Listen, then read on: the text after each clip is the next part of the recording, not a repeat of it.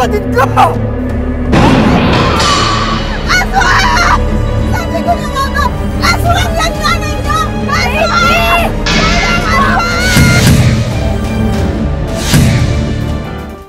Mga kapuso, dahil po sa inyo, top rating at trending sa social media ang bagong Wish Ko Lang. Kaya naman bilang pa-thank you, babalikan po natin ang talaga namang pinag-usapang kwento ng babaeng pinagkamalang aswang. Aalamin din natin kung kamusta na ang kanyang pamilya pagkatapos nating tuparin ang kanyang wish.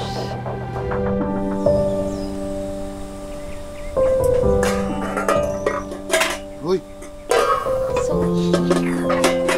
Ano ba? Pia? Ingatan mo yung mga gamit. Pag nasira yan, wala tayong pampalit. Kasi naman kuya, yung dami mong dinalang gamit dito sa bagong bahay. Sinabi ko na sa'yo, tapo na yung iba. Kagaya nitong sirang sandok na to. Huwag niyang sandok ha. Paborito ni nanay yan, hahanapin niya pa yan. Kuya, Ano? hindi na yan nahanapin ni nanay. Eh kung tayo nga hindi niya na hinahanap, itong sirang sandok pa kaya? Sige, Magandang gusto ko. araw! Magandang araw. Pasok. Ay, totoo pala ang chismis. Sige po, pasok po. May bago pala kaming kapitbahay. Sino po kayo? Ako si Mayet. Kapitbahay niyo din. Diyan lang ako nakatira, oh. Ako po si Lester. Kapatid ko po si Pia. Welcome po sa bahay namin. Ay, napakadami yung kaldero, no? Magtatayo kayo dito ng karinderya? Ay, hindi ho sa amin po yan. Kayo lang bang dalawa? Nasaan yung mga magulang niyo? Wala ba kayong nanay? Diyos ko! Aswang! Aswang! Aswang! Sandali, sandali! Ay, sorry po. Aling Mayet, hindi po aswang yan. Nanay po namin yan. Nanay niyo yan? Opo. Diyos ko, ba't ganyan yung itsura ng nanay niyo? Ba't ang haba ng buhok? Pati yung kuko ang haba! Diyos ko na. May sakit po siya sa pag-iisip. Kaya po siya ganun. Diyos ko, nakakatakot. Mawalang galang lang mo ha. Pero kung wala na po kayong ibang sasabihin, makakaalis na po kayo. Marami pa kaming gagawin eh.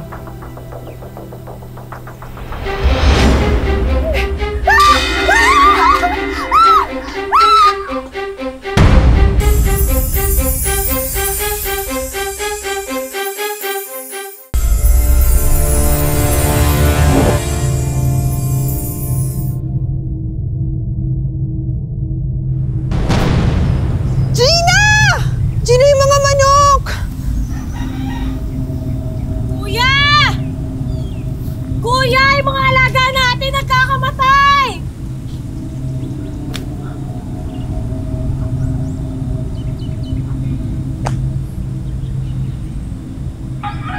Anak ng... Sinong lintik ang gumawa nito? Ha? Kuya! Naabutan na lang din namin na patay na yung mga manok mo. Mukhang hindi naman tao gumawa niyan. Baka aswang. Aswang? Bakit naman magkakaswang dito sa atin? Atin naman? Isa lang naman ang bagong lipat dito sa atin, di ba? Anong ibig mong sabihin? Yung magkapatid si Pia at si Lester. Napansin niyo ba yung nanay nila hindi lumalabas ng kubo? Eto pa, nung isang araw, nakita ko yung pamilyang yan. Yung nanay niya, nanlilisik yung mga mata. Masama ang kutob ko sa mga yun. Tingin ko, yung nanay nila, yun ang aswang. Mawalang galang na ho. Hindi po aswang ang nanay namin. May sakit po siya sa pag-iisip. Hindi po talaga kayo titigil, no, Aling Mayet? Eh kung alam lang namin na ganitong klaseng tao yung mga nakatira sa lugar na to, sana hindi na kami lumipat dito, di ba? Tara na nga, kuya.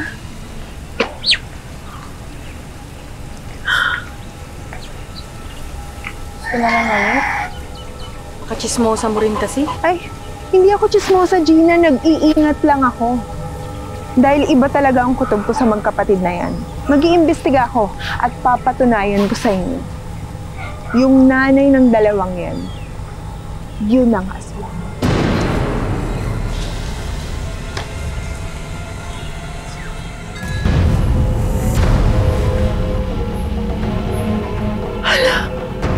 Diyos ko.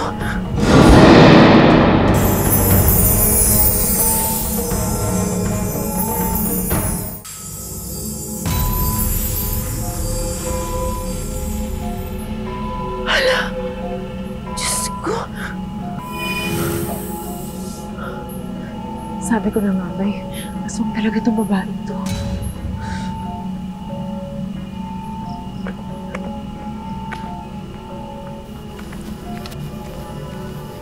Nay!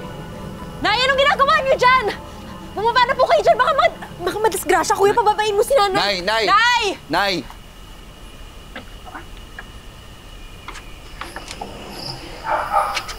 Nay. Nay. Tama na yan. Kuya, baba na po kayo! Nay! Baka mapano mo kayo, baba na ho tayo.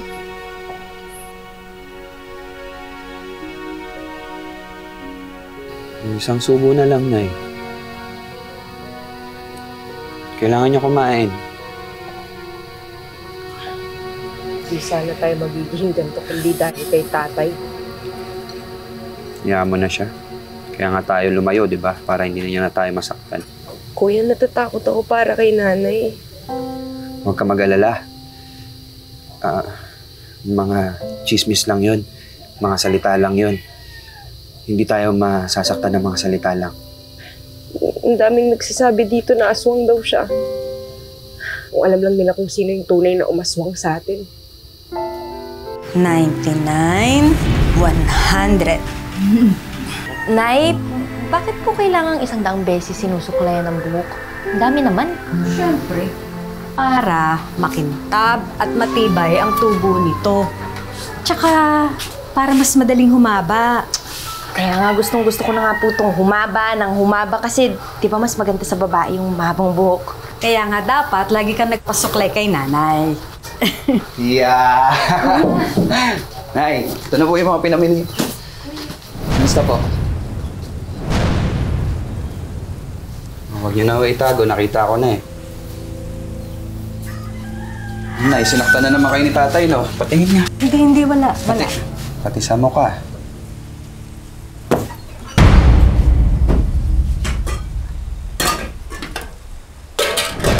Ano ba itong mga kaldero dito sa bahay? Display? Eh bakit walang laman? Danilo, kasi sabi mo gagabihin ka, di ba? Kaya sapat lang yung niluto ko para sa amin. Naubos na ng mga bata. Ipagluluto na lang kita. Asisiba niyo talaga. Ako na nga nagpapalamo sa inyo. Tapos di mo pa ako titirahan. Wag ang anak natin! Huwag natin! Mga bata! O di ikaw na lang! Halika rito! Halika rito! Halika rito! Tama na! Wag! Bayaan na siya! Wag! Anak! Wag! Labas kayo! Doon kayo sa labas! Huwag kayong makikialam, ha? Tay! Tay! Halika rito! Tama na! Ito naman mga anak mo, didisiplinahin ko! Tawag mo ko! Huwag yung mga bata! Tawag mo ko! Tama na ako nasaktan! Ang kamay mo sa kanila! Magpapalayin kita!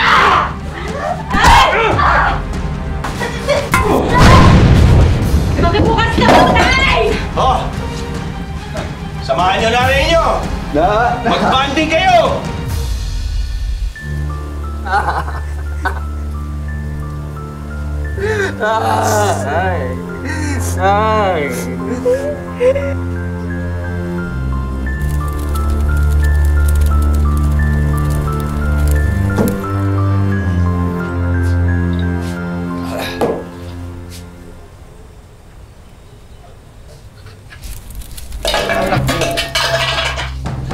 Anong klaseng ulam to? Ha? Tay, sorry po. Tulala po kasi si nanay mula kagabi kaya kami na lang po nagluto ni kuya. Ako nang bahala dyan. Tama na. Tama na tayo, tama na. Mali na ho yung ginagawa niyo eh. Tatay ka. Dapat inaalagaan mo kami. Pero imbis na magpakatatay ka, pinapatay mo kami. Matapang ka na. Ha? Lalaman ka? Lalaman ka? Ha? Matapang ka? Kaya mo na ba ako? Ha? Ha? Matigas ka na? Ha? Oo! Kasalanan mo to! Manang-mana sa'yo mga anak mo! Tay! Tama na po! Tay! Huwag kang makailang! Tang! Ito na kayo kailang mo! Ah! Ah! Ah! Ah! Ah, tara na!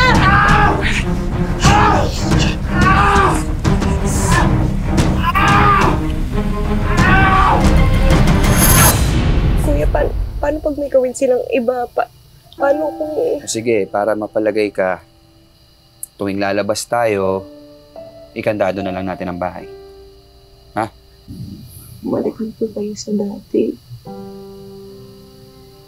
Mas ko na po kayo eh. Tingnan niyo nga po itong buhok ko, gulo-gulo na eh. Kayo po kasi yung nagsusuklay nito, di ba, palagi?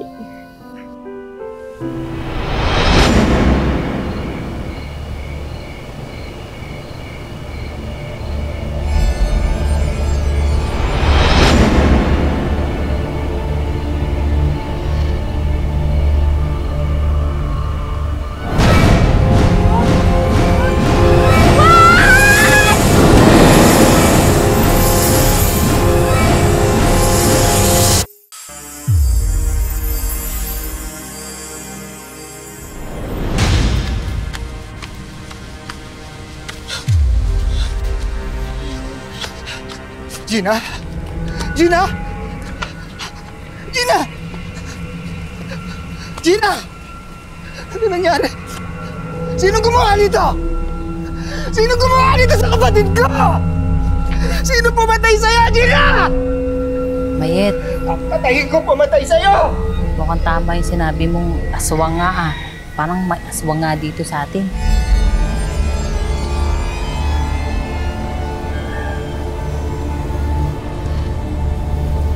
Hindi ka na.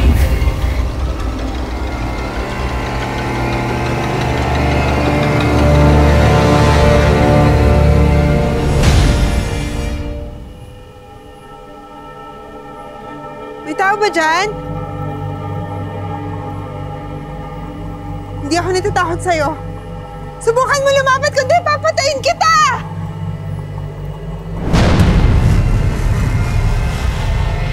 Tulong! Aswang! Aswang! Huwag kang lalapit! Huwag kang lalapit!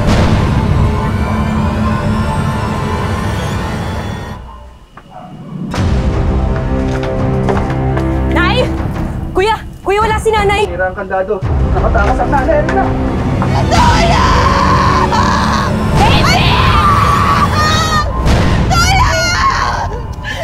Tama na po. Sabi ko na nga ba, aswang yan nanay niyo! Kayo ang mga salad dito! Hindi naman po yan totoo, Aling Mayit. Pasensya na po talaga. Hindi po kasi alam ng nanay namin yung ginagawa niya. Pasensya na po. Baby, nanay! Tama na! Aswang! Tulong, aswang!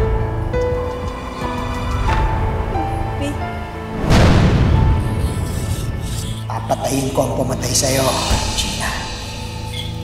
Paghihiganti kita.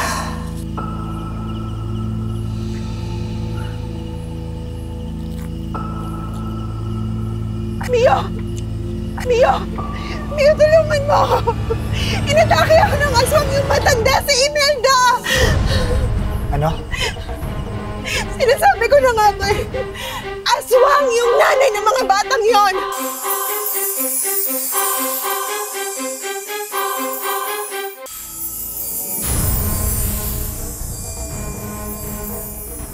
Ano? Aswang yung nanay ng mga batang yon! Kung di ako nakatakas Mio, pinatayin na rin ako katulad ng ginawa niya kay Gina. Saan ang aswang na yan? Nasaan ang aswang na yan?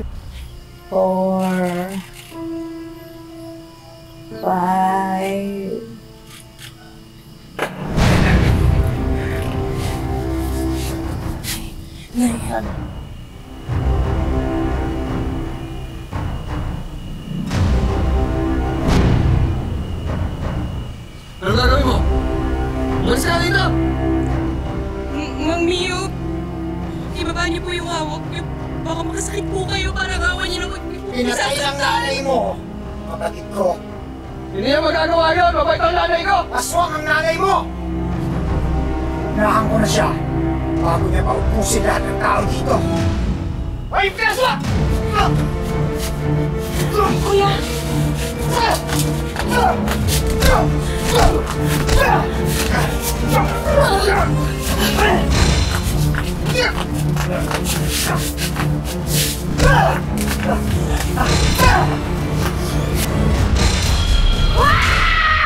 Hindi mo na masasaktan ang anak ko! Tama na, Danilo! Danilo, tama na! Swang!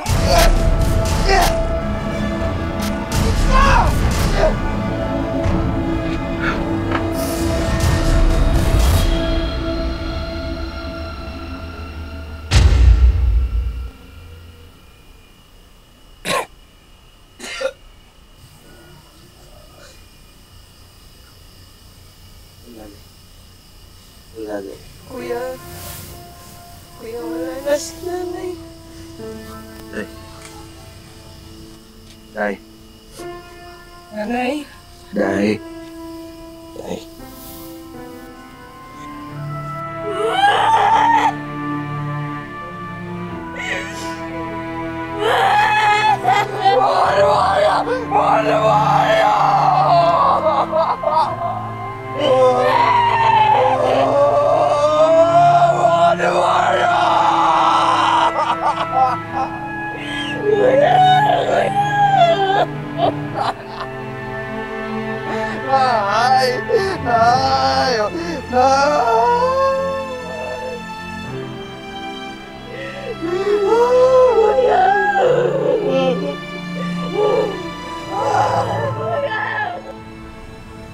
Wala nang tao dito sa kubo.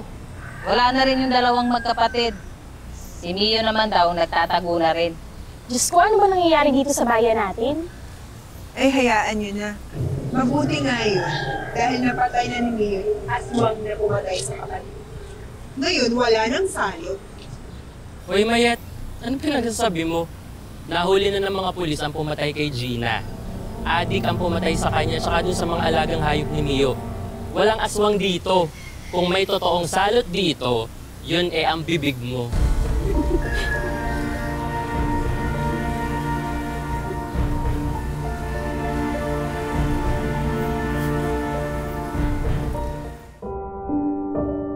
Dahil sa bangungot na sinapit at sa takot na rin para sa mga buhay nila, pinili na lang nina Lester at Pia, hindi nila mga tunay na pangalan, na lumipat sa Davao at magsimula muli. Sobrang sakit yung namatay ang nanay ko na walang kalaban-laban at walang kasalanan at inusinti siya. At dahil hindi pa rin nahahanap ang taong pumatay kay Nanay Imelda, masakit man, ipinagpasa Diyos na lang ito kina Lester at Pia. Palagi akong lumalapit sa kanya at palagi nag-pray kay God na sana masaya na ako sa aking buhay.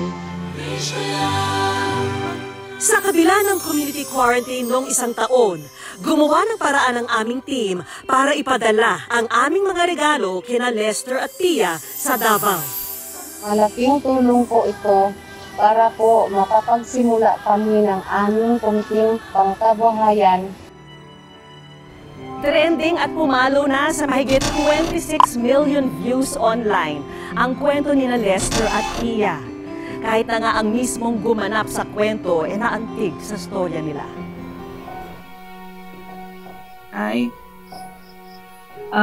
This is really a sad story. Kasi napaka-inosente nung character ko. It happens in real life. Minsan kung sino pa yung walang ginagawang kasalanan, kung sino pa yung inosente, sila pa ang sobra natin sinasaktan. Imagine the children of that lady na pinatay nila, yung character ko. May trauma na yun habang buhay. Napakabigat ng buhay ng mga batang yun. Sana maging maganda ang kapalaran nila after niyang mga nangyari sa kanila.